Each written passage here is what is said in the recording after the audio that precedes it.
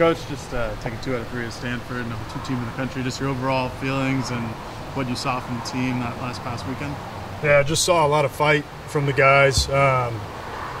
Offensively, we were relentless all weekend, which was cool to see. We gave up 8 runs in the first couple innings on Saturday, and offense came firing back and just kind of stayed with it and really hung in there for 9 innings on Saturday, which eventually gave us a win.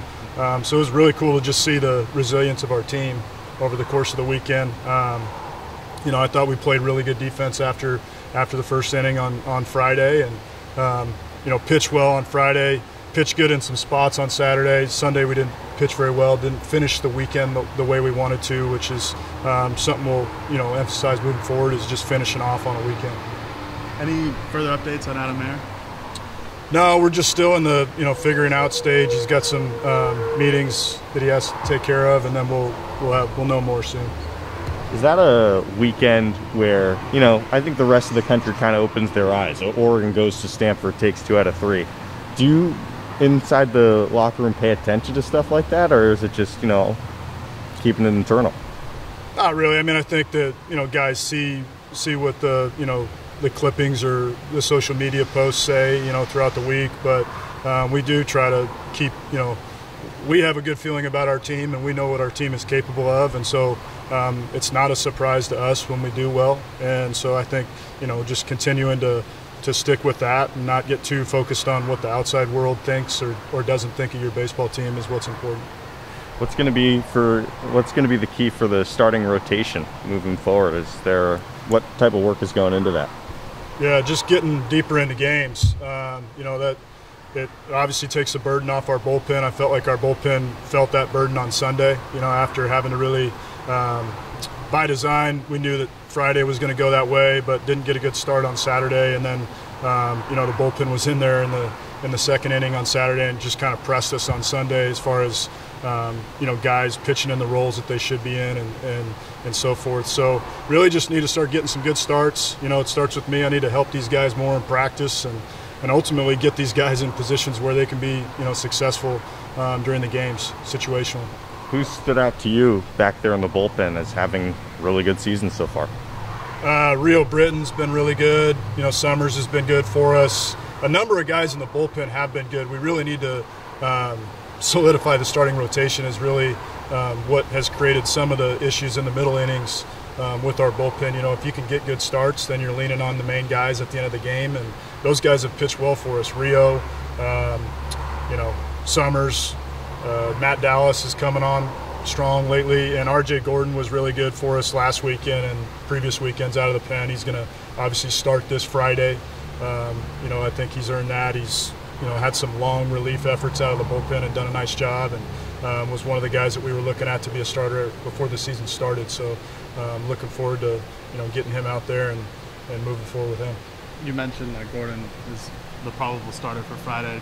You guys last week went with Sloan to start, and then Aon, and then Brandenburg. Do you guys have have you and Waz sat down and kind of built out the rotation yet for this weekend? Yeah, so we're going to go Gordon Friday, Aon Saturday, and Sloan will start Sunday. Sloan's just not, as far as the pitch count build up, he's not where Gordon is yet, because Gordon had some long relief efforts out of the bullpen in previous outings, which puts him in a position to maybe get more innings, from him out of a start. So that's why Caleb pitched good on Friday. That's why we're just moving him to Sunday, because RJ's a little bit more built up at this point. Isaac's had 2 really good home starts and then 2, not really great on the road. Do you think there's anything to that? Is it like in his head, or is it just, just kind of how baseball goes? No, I think that, the opening weekend, I don't think many guys pitched well. I thought he pitched well the last couple weeks leading up to this last one. His stuff just wasn't very good against Stanford, and they're a really talented team with hitters that are trying to do well, too. They're trying hard, too. So just one of those outings that didn't go his way. A couple really exciting moments that injected some juice into the dugout this past week. And you think about the Tanner Smith home run. I thought Stone Cherby got a huge double play ball on Friday. Gavin Grant, the base clearing double on Saturday. What's kind of the reaction from the team when something kind of crazy happens like that in the middle of the ball game? Well, we're anticipating it. Our guys, one thing, they believe in each other, and they really support each other, and they've shown that all year. And so we're anticipating those big moments, and those are moments that we talk about, prior to the game and the preparation and the lead up to it. Is that's what's fun about baseball, when Jack Scanlon gets a wild pitch off the wall and is diving headfirst into home to tag a guy out to end an inning, to save a run. That's a big deal. When Smith hits a home run in the bottom or the top of the ninth, the way he did on Friday, those are could be not just a game-changing moment, but a program-changing moment for the season when those things happen. And so, it's exciting, and the guys just like to have fun with it. That shows some toughness too. I mean, when your rotation goes through the upheaval it's been experienced in the last few weeks, that could have a trickle-down effect. And yet it seems like the other elements of the team have really been still finding ways to excel. Yeah, and that's a mark of a good team. When you can find ways to win when one phase isn't going right, I think that's when you got a good ball club.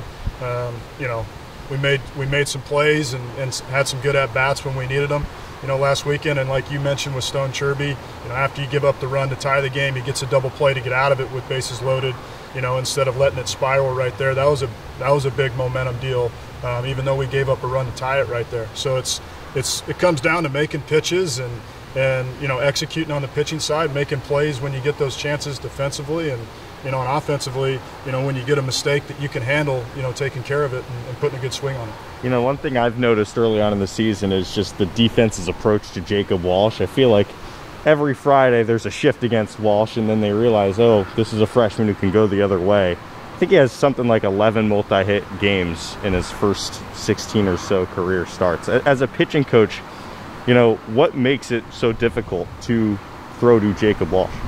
Well, he's got a lot of confidence.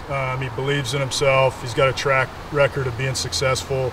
I think he knows he's pretty good. And so when you're, we compete against him, in practice all the time with our pitching staff. So we know what he's capable of, and he's beyond his years as far as like the mentality and the approach goes.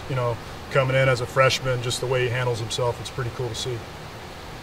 A lot of free bases seemingly in the losses that you guys have had this year, walks or hit by pitches. As a pitching coach, what do you guys work on behind the scenes? Is it a release point issue? Is it just finding consistency and balance, or just what do you go through? Yeah, it could be a number of reasons. It can be mechanics. It could be just the mentality of that pitcher in that moment. It could be having the guys in the right matchups and the right situations to where you're setting them up to be successful as a coach. And I know that our coaching staff, with me in particular, that's my job to do a better job, helping those guys and getting them in the right situations, and really setting up practice to where they're going to be prepared to be better than that in the game. And we'll attack it this week, but it's going to be different depending on the guy that you're talking about, and I think that we'll figure it out over the time. What's the scout on Utah this weekend? They're a good team. They're older, and they got a head coach who's been around the block. He's a really good coach, and he's in his first year, so I'm sure there's some energy with that program. Having him in there, he's a really good coach, and he's going to have his team prepared. They're 11-4-1, so they've played well so far. They're doing a good job with their pitching staff. They're striking some guys out. They're limiting the walks. Opponent batting average is down. So they're doing some good things. And then offensively, they're old. They're veteran. They're going to put together really good at bats, and so it's going to be a tough matchup for us. As I was driving in, they were testing out the new video board. Just what kind of an asset can that be, just for the game day experience? For recruiting. I don't know if that's an asset for you guys in that facet as well. But just excitement to see that in operation this weekend. Yeah, you said it. Just all-around experience, I think, is what we get from that. I mean, from a recruiting standpoint, when you have recruits in and can see that and see what the atmosphere is at the ballpark that presents us is awesome. And then for our players, they get a different experience just by having that video board as well. And then obviously the reason we do it is for the fans, so that they can have a more